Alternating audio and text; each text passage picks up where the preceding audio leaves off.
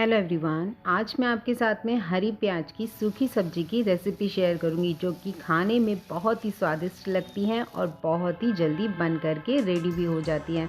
तो चलिए इसे बनाना शुरू करते हैं। मैं Suman Gupta creative and learn में आप सबका स्वागत करती हूँ।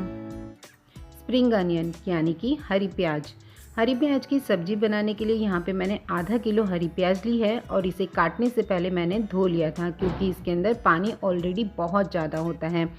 अब क्लीन करने के बाद में मैंने इसकी ये फर्स्ट लेयर को इस तरीके से रिमूव कर दिया है और जो इसका स्किन पार्ट होता है वो भी मैंने इसका निकाल दिया है।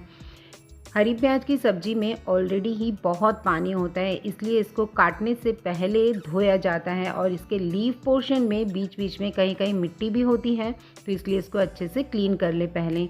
अब मैं इस सब्ज़ी को 3 पोर्शन में कट करूँगी। तो ये जो पहला ऊपर का वाइट पोर्शन है इसको मैं तड़का लगाने के लिए यूज़ करूँगी, जो कि रूट साइड है, और इसको मैंने अलग से काट के रखा है। और इसका नीचे का हिस्सा मैंने अलग काट के रखा है, ये स्टेम पार्ट होता है। और इसका ये लीफ पार्ट है यानी कि जो इसके हरे पत्ते हैं इसमें बहुत ही पानी होता है, इसलिए इसको मैं अलग काट करके रखूँगी। सब्जी काटने से पहले इसको धोना इसलिए ज़रूरी है क्योंकि अगर हमने सब्जी काटने के बाद में हरी प्याज को धोया तो इसमें पानी की वजह से लेज़ आ जाती है, यानी कि इसके अंदर एक ग्लेज़ आ जाती है। उसकी वजह से सब्जी सूखी नहीं बनती है और चिपचिपी बनती है।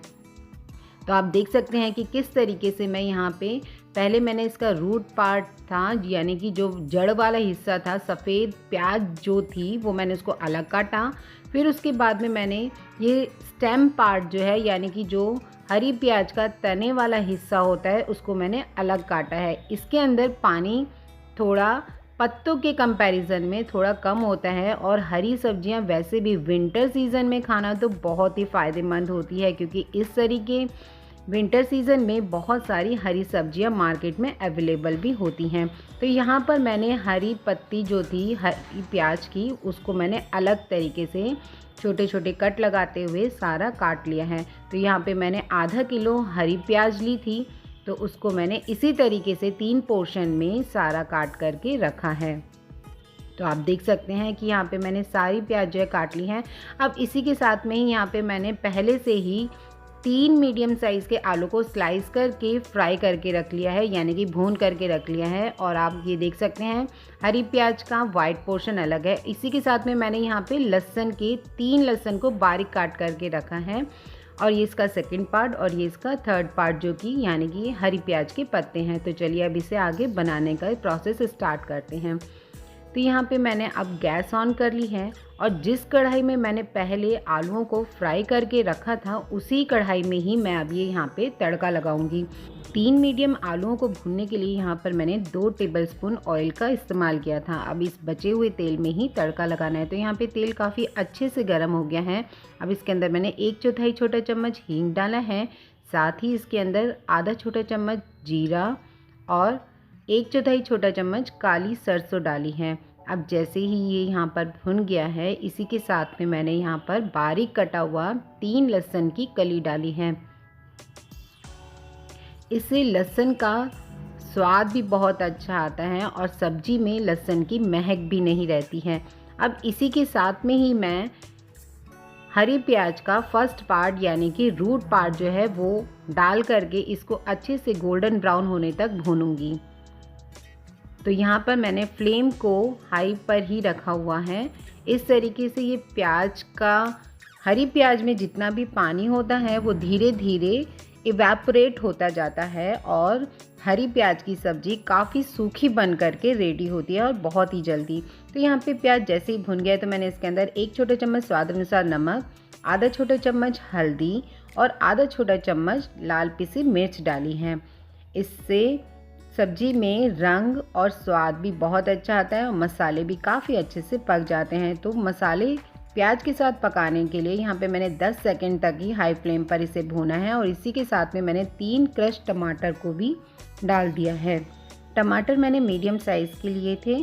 तो अब जब तक कि टमाटर का सारा पानी सूख नहीं जाता है और जो ऑयल मैंने इसके अंदर डाला था वो बाहर नहीं आ जाता है, तब तक मैं इसको हाई फ्लेम पर ही टमाटर को और प्याज को अच्छे से भूनूंगी मसालों के साथ में।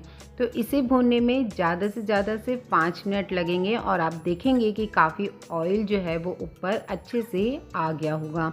तो बस अब इसी स्टेज पे हमें हरी प्याज का सेकंड पार्ट यानी कि उसका स्टेम पार्ट जो है वो डालना है। इस पोर्शन में भी प्याज के अंदर पानी होता है, लेकिन एज़ कम्पेयर टू हरी प्याज के पत्तों के बराबर कम होता है। तो इस तरीके से अगर पोर्शन वाइज हम हरी प्याज को जैसे जैसे डालते हैं सब्ज़ी बनाते टाइम पर, तो इसका पानी जो है वो धीरे धीरे रिड्यूस हो जाता है, यानी कि इवेपोरेट हो जाता हैगा। और उसके साथ में हरी प्याज की सब्ज़ी और भी ज़्यादा स्वादिष्ट और सूखी बन करके रेडी होती है। तो यहाँ पे जैसे ही मैंने इसको प्याज को इसके अंदर डालने के बाद में ये मिक्स हो गया, इसी के साथ में ही मैंने जो आलू भून करके रखे हुए थे पहले से, वो भी मैंने मिक्स कर दी हैं, ताकि सभी मसाला जो है वो आलूओं के ऊपर भी अच्छे से कोट हो जाए। और जो मैंने सेकंड पार्ट में हरी प्याज डाली है उसका भी जो वाटर है वो भी अच्छे से रिमूव हो जाए। तो यहाँ पे आप देख सकते हैं कि मैं किस तरीके से आलू के अंदर सारे मसालों को प्याज के साथ में मिक्स करती जा रही हूँ। आप देख सकते हैं कि कढ़ाई भी काफ़ी अच्छे से सूखी है और इसके अंदर कोई भी पानी नहीं है। अब यहाँ पे लीफ पोर्शन डाला है मैंने, यानी कि हरी प्याज के हरे पत्ते जो होते हैं वो डाला है। इसमें पानी बहुत ज़्यादा होता है और इस तरीके से सब्ज़ी पकाने पर आपको इसे ढक कर के रखने की भी ज़रूरत नहीं होती है। ये हरे पत्ते बहुत ही जल्दी पक जाते हैं और इनका हरा रंग जो है ना वो भी बना रहता है, जिससे कि सब्ज़ी देखने में काफ़ी अट्रैक्टिव भी लगती है। तो आप देख सकते हैं कि यहाँ पे मैंने सारे पत्ते जो होते हैं हरी प्याज के वो भी डाल दिए हैं।